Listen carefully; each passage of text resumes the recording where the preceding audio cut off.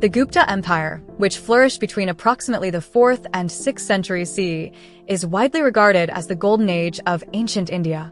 This period is remembered for its remarkable achievements in governance, culture, science, and intellectual advancement. Founded by Sri Gupta and later strengthened by rulers like Chandragupta I, the empire expanded across large parts of northern, central, and even sections of southern India.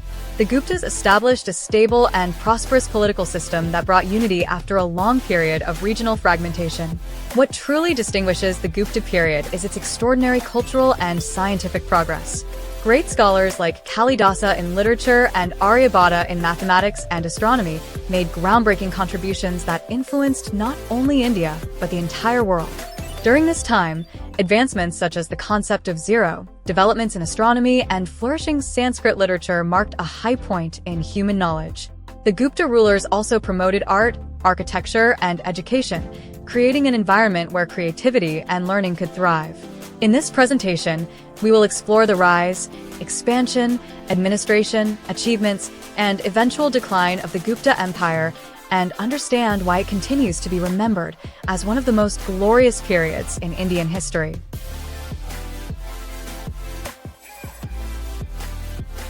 The Gupta Empire is often described as the Golden Age of India, primarily because of its remarkable contributions across multiple fields.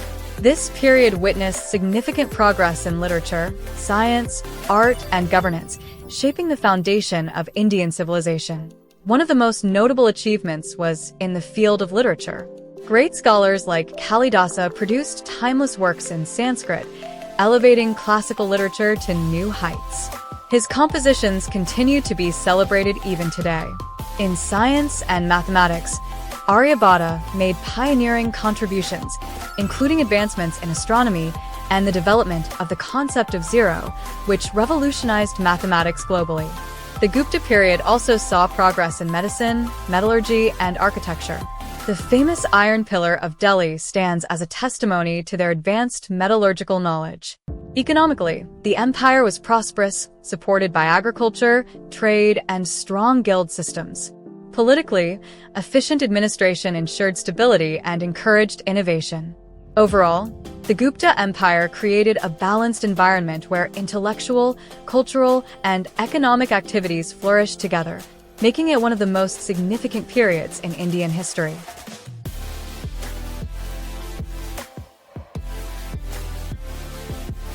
The rise of the Gupta Empire must be understood in the context of the political conditions of India during the early 4th century CE. At this time, there was no strong central authority in the subcontinent. Earlier powerful empires such as the Satavahanas in the Deccan and the Kushans in North India had already declined by the mid-3rd century CE.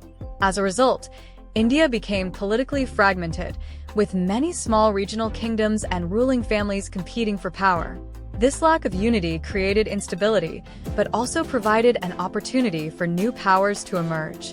It was in this environment that the Gupta family gradually rose to prominence. Although the exact origins of the Guptas remain uncertain, historians have suggested different possibilities, including Vaishya, Brahmin, Kshatriya, and even connections to the Ikshvaka lineage. Initially, the Guptas were one among several minor ruling families. However, through strategic expansion, alliances, and strong leadership, they began to establish political control over important regions. Thus, the decline of earlier empires and the fragmented political landscape played a crucial role in paving the way for the rise of the Gupta Empire, which would later unify large parts of India and usher in a period of stability and prosperity.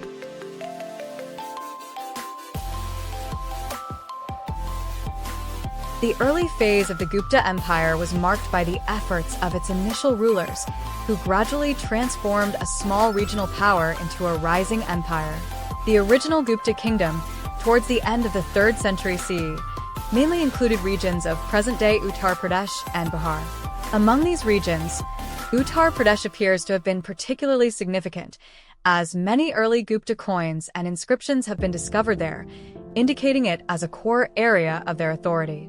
According to historical records and inscriptions, Sri Gupta is considered the founder of the Gupta dynasty. Although not much is known about his reign, he laid the foundation for future expansion. He was succeeded by his son Ghatotkacha, who further strengthened the position of the family. The real turning point came with Chandragupta I, who emerged as the first independent and powerful ruler of the dynasty. Under his leadership, the Guptas began expanding their influence beyond their original territories. Thus, the early rulers of the Gupta dynasty played a crucial role in consolidating power and setting the stage for the rapid expansion and success of the empire in the years to come.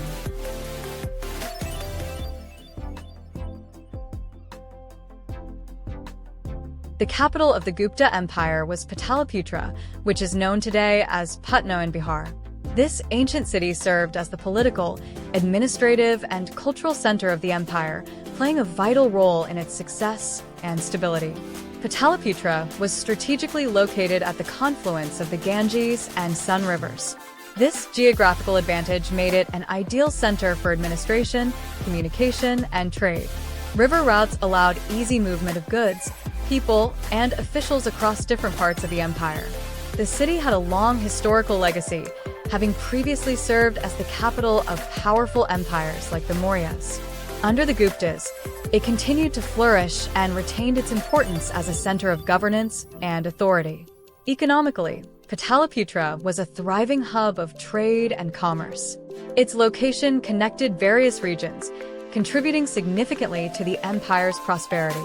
Markets, artisans, and merchants all played a role in its economic growth. Culturally, the city became a center of learning, art, and intellectual activity. Scholars and artists received royal patronage, making it a vibrant hub of creativity. Thus, Pataliputra was not just a capital, but a symbol of the Gupta Empire's power, prosperity, and cultural excellence. The founder of the Gupta Empire is widely regarded as Chandragupta I, who ascended the throne around 320 CE. Although earlier rulers like Sri Gupta and Ghatotkacha established the initial base of the dynasty, it was Chandragupta I who transformed it into a powerful and independent empire. One of the key factors behind his success was his strategic matrimonial alliance with Kamara Devi, a princess of the influential Lichavi clan. This alliance not only strengthened his political position but also enhanced his legitimacy and prestige among other ruling powers. Chandragupta I established his authority in Magadha and gradually expanded his control over regions such as Bihar, Uttar Pradesh, and parts of Bengal. His reign marked the beginning of political stability and consolidation after a long period of fragmentation in India. He also introduced the Gupta era, starting around 319 to 320 CE, which became an important chronological marker in Indian history. His strong administrative foundation and vision laid the groundwork for future expansion. Thus, Chandragupta I played a crucial role in establishing the Gupta Empire and setting the stage for what would later be known as the Golden Age of India.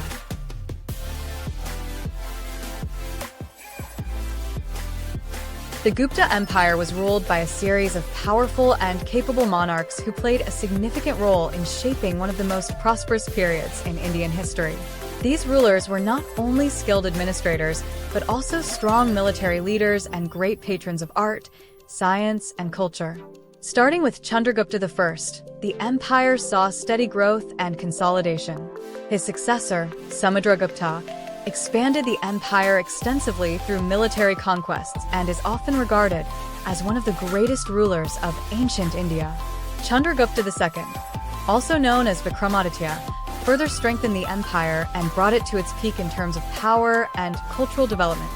Later rulers like Kumaragupta I maintained stability and contributed to educational developments, while Skandagupta defended the empire against foreign invasions, particularly the Hunas. Each ruler contributed uniquely to the empire's success, ensuring political stability, economic prosperity, and cultural growth. Their combined efforts resulted in a flourishing civilization that left a lasting impact on Indian history.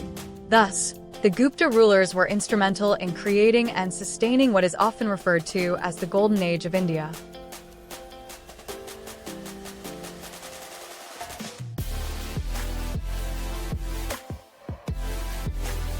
Chandragupta I, who ruled from around 319 to 335 CE, is regarded as the real founder of the Gupta Empire.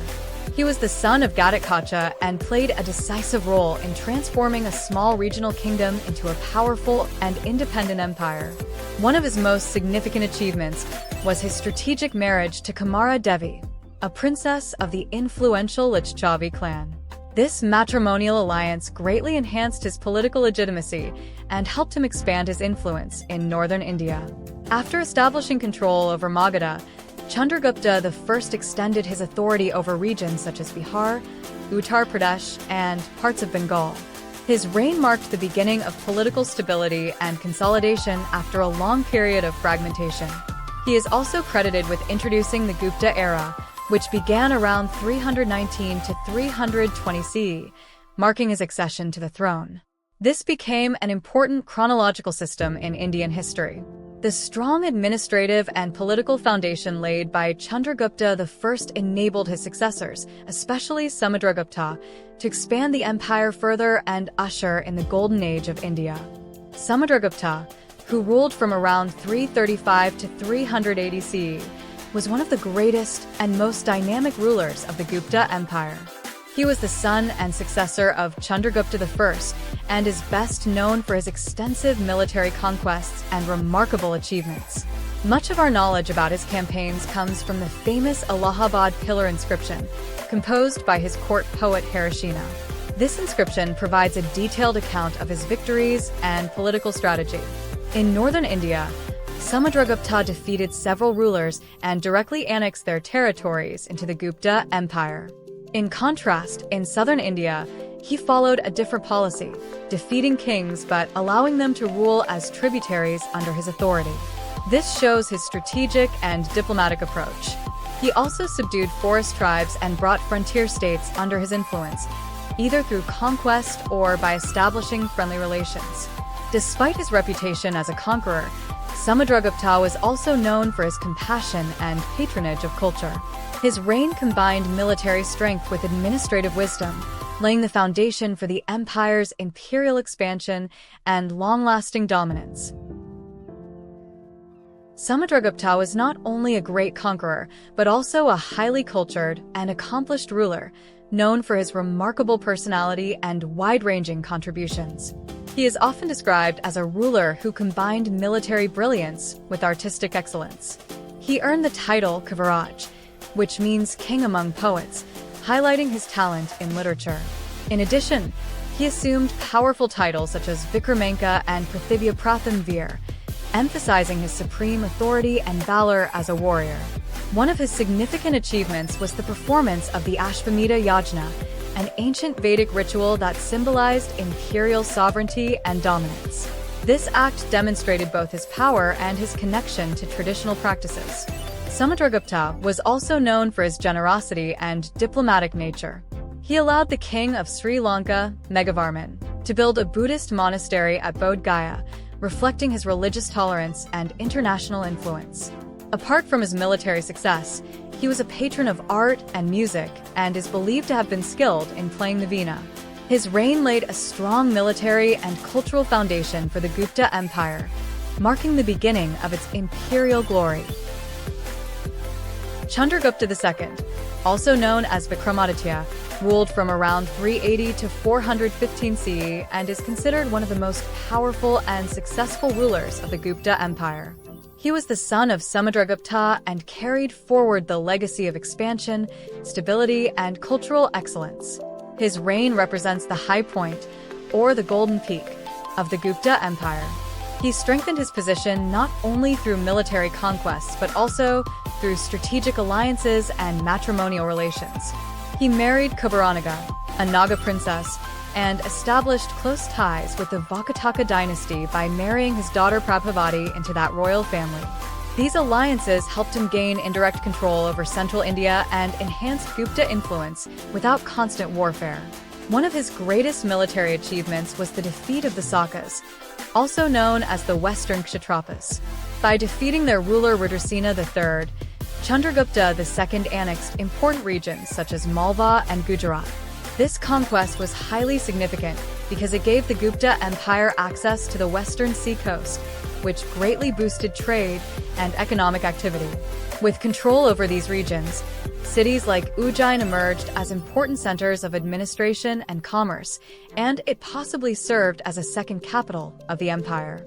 Increased trade, both inland and overseas, led to economic prosperity, strengthening the empire's wealth and stability. Chandragupta II also adopted prestigious titles such as Vikramaditya, symbolizing valor and glory, and Param Bhagavata, indicating his devotion to Lord Vishnu. His court became famous for the presence of the Navaratnas, or the Nine Gems, a group of eminent scholars and intellectuals. Among them was the great poet Kalidasa, whose literary works represent the peak of classical Sanskrit literature. The cultural life during his reign reached extraordinary heights, with advancements in art, literature, and intellectual pursuits. His rule truly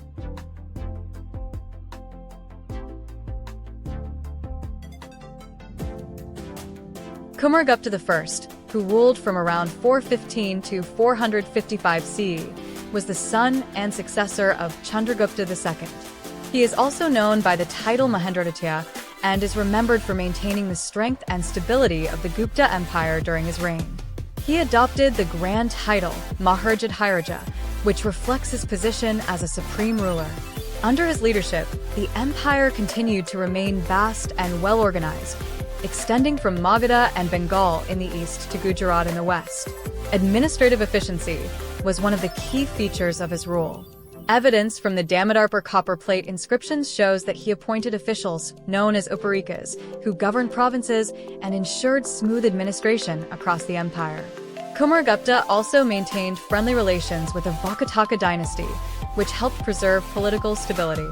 He is widely credited with the establishment of Nalanda University, which later became one of the greatest centers of learning in ancient India. However, towards the end of his reign, the empire began to face challenges, particularly from foreign invasions such as the Hunas. Despite these threats, Kumaragupta's rule largely represents a period of continuity, stability, and administrative strength in the Gupta Empire. Skandagupta, who ruled from around 455 to 467 CE, was the last powerful ruler of the Gupta Empire. He was the son of Kumaragupta I and is best known for his military strength and efforts to protect the empire during a time of growing challenges. One of his major achievements was successfully defeating the Pushyamitras and, more importantly, repelling the invasions of the Hunas, who posed a serious threat to the stability of northern India. His victories helped in temporarily safeguarding the empire from external attacks. Skandagupta assumed several grand titles such as Vikramaditya, Devaraja, and Sakapan, reflecting his power and achievements as a ruler. However, continuous warfare placed a heavy burden on the empire's economy. This is evident from the decline in the quality and quantity of gold coins issued during his reign. An important source of information about his rule is the Junagadh inscription, which mentions the repair of the Sudarshana Lake, indicating his concern for public welfare and infrastructure. Despite his successes, his reign marks the beginning of the decline of the Gupta Empire, as constant military pressures and economic strain weakened its overall strength and stability. After the reign of Skandagupta, the Gupta Empire entered a phase of uncertainty and gradual decline, particularly in terms of succession and central authority. The order of rulers after him is not clearly known due to the lack of reliable and continuous historical records. This ambiguity in succession indicates that the strong and stable line of leadership, which had characterized the earlier Gupta period, began to weaken. As a result, central control over the vast empire started to diminish. During the later years of Skandagupta and after his rule, inscriptions from regions such as Western Malwa began to mention local rulers instead of the Gupta emperor. This suggests that provincial governors and regional powers were becoming increasingly independent. The empire gradually fragmented into smaller political units, with different regions coming under the control of local rulers and feudatories. The authority of the Gupta emperor became more symbolic than real. This period clearly reflects the weakening of imperial power and the rise of regional kingdoms, marking a significant transition from a unified empire to a fragmented political landscape in ancient India. After Skandagupta, The Gupta Empire was ruled by a series of later kings who continued the dynasty's traditions. Aryabhatta, reigning from around 467 to 473 CE, maintained the empire's administration and governance, ensuring continuity after the strong rule of Skandagupta. He was followed by Kumaragupta II, whose brief reign from 473 to 476 CE saw the empire's core territories remain intact, though there are limited records of major campaigns or achievements. Buddhagupta, ruling from 476 to 495 CE, continued to oversee the administration and the cultural life of the empire, preserving the Gupta legacy in arts, literature, and governance. Narasinghagupta, who ruled from 495 to 530 CE, maintained the traditions of his predecessors and is known through inscriptions and coins, reflecting the ongoing Gupta influence in the heartland. Finally, Vishnugupta, around 540 CE, was the last significant ruler of this line, upholding Gupta authority in Magadha and continuing the dynasty's administrative and cultural contributions. These later rulers, though less prominent than the earlier great kings, ensured that the Gupta Empire's rich traditions in governance, coinage, and culture were carried forward, leaving a lasting imprint on Indian history. The Gupta Empire was marked by a well-organized and efficient system of governance that combined strong central authority with local autonomy. At the top, the king held supreme power and was assisted by a council of ministers who advised on military, administrative, and financial matters. The empire was divided into large provinces called bhaktis, each administered by governors, often members of the royal family, ensuring loyalty and smooth management of regional affairs. These provinces were further subdivided into districts known as vishayas, overseen by officials responsible for revenue collection, law enforcement, and maintaining order. At the local level, villages enjoyed a degree of self-government, with community assemblies managing local taxation, land disputes, irrigation, and public works. This system allowed the Guptas to maintain stability and efficient administration over a vast territory. The balance between centralized control and local administration, along with the reliance on capable officials, helped the Gupta rulers maintain prosperity, encourage trade, and foster a thriving cultural environment, making their governance one of the most effective in ancient India. Chandragupta II, also known as Vikramaditya, is remembered not only for his conquests, but also for his extraordinary court of 9 scholars and artists, famously called the Navaratnas, or 9 gems. Each of these figures made a significant contribution to the cultural and intellectual life of the Gupta Empire. The poet and playwright Kalidasa brought unparalleled brilliance to Sanskrit literature with his epic poems and dramas. Amarasima, the lexicographer, compiled the famous Amarkosha, enriching the Sanskrit language. Varahamihira, the renowned astronomer and astrologer, made lasting contributions to astronomy, astrology, and mathematics. Dhanvantari, the celebrated physician, advanced the field of Ayurveda, ensuring health and medical knowledge flourished. The grammarian Vararuchi codified linguistic rules, while Kshapanika and Shanku contributed to astrology and architecture, respectively. Aryabhatta, a magician and political advisor, and the poet Gadakarpura, known for his literary works, rounded out this remarkable group. Together, the Navaratnas transformed Chandragupta's court into a center of learning, culture, and creativity, reflecting the golden age of the Gupta Empire. The Gupta Empire had a highly organized administrative structure that allowed the rulers to govern a vast territory effectively. At the top was the king, who held supreme authority over all political, military, and economic matters. He was assisted by a council of ministers who advised him on crucial decisions related to administration, finance, and warfare. The empire was divided into large provinces called bhaktis, each governed by a royal governor, often a member of the king's family or a trusted noble. These provinces were further subdivided into districts, known as vishayas, which were managed by officials responsible for revenue collection, maintaining law and order, and supervising public works. At the local level, villages enjoyed a degree of self-governance. Village assemblies, or samitas, handled local taxation, irrigation, land disputes, and the maintenance of roads and temples. This combination of centralized authority at the top and decentralized administration at the local level ensured efficient governance. It allowed the Gupta rulers to maintain stability, collect revenue effectively, and support trade, agriculture, and cultural activities across their empire, contributing to the prosperity and golden age of India during their reign. The Gupta Empire maintained a balance between central authority and local autonomy through decentralization, which allowed it to govern effectively over vast territories. While the king held supreme power at the center, much of the day-to-day administration was delegated to provincial governors and local officials. A key feature of this system was the Samanta system, where local rulers or feudal chiefs, known as Samantas, pledged loyalty to the Gupta emperor in return for recognition and autonomy over their own territories. These Samantas were often responsible for collecting taxes, maintaining law and order, and providing military support to the emperor during campaigns. This arrangement allowed the Guptas to extend their influence without direct control over every region. It also encouraged local leaders to maintain stability and prosperity in their areas, while still contributing to the overall strength of the empire. The combination of decentralization and the Samanta system ensured both efficient governance and political cohesion, helping the Gupta Empire flourish economically, administratively, and culturally. The Gupta Empire had a prosperous and well-organized economy, based primarily on agriculture, trade, and crafts.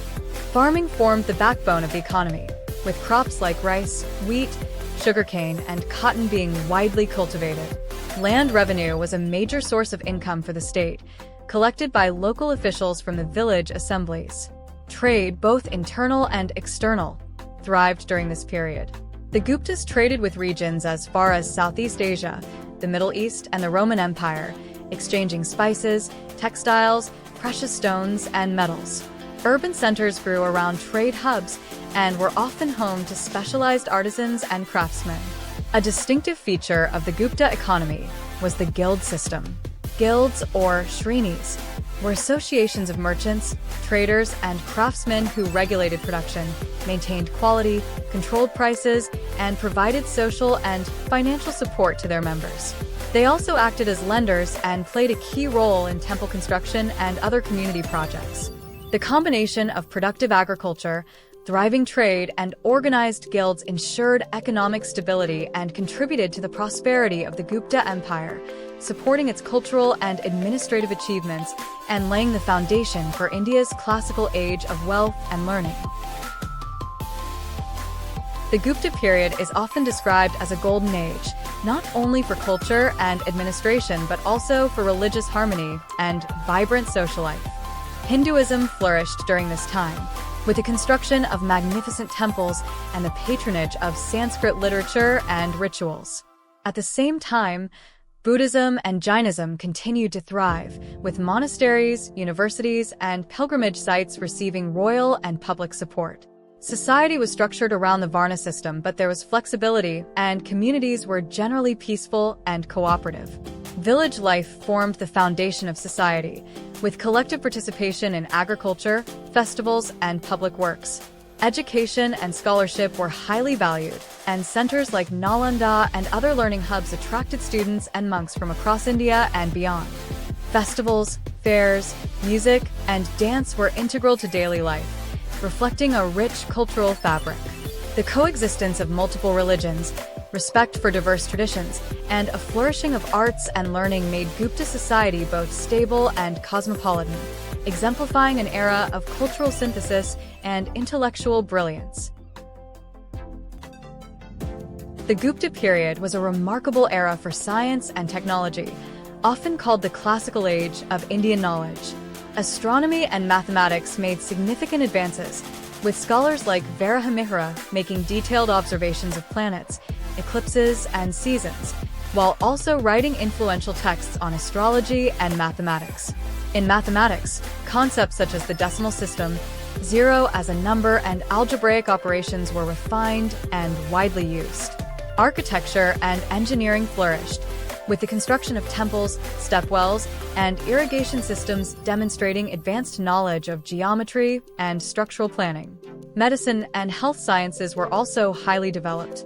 Physicians like Dhanvantari practiced and promoted Ayurveda, performing surgeries, preparing medicines, and emphasizing preventive care.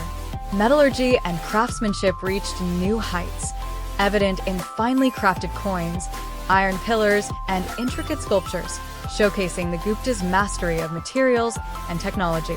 Overall, the Gupta period combined scientific inquiry, technological innovation, and practical applications, laying the foundation for India's enduring contributions to knowledge, engineering, and medicine in the centuries to come. The Gupta period is often celebrated as a golden age of art, literature, and culture.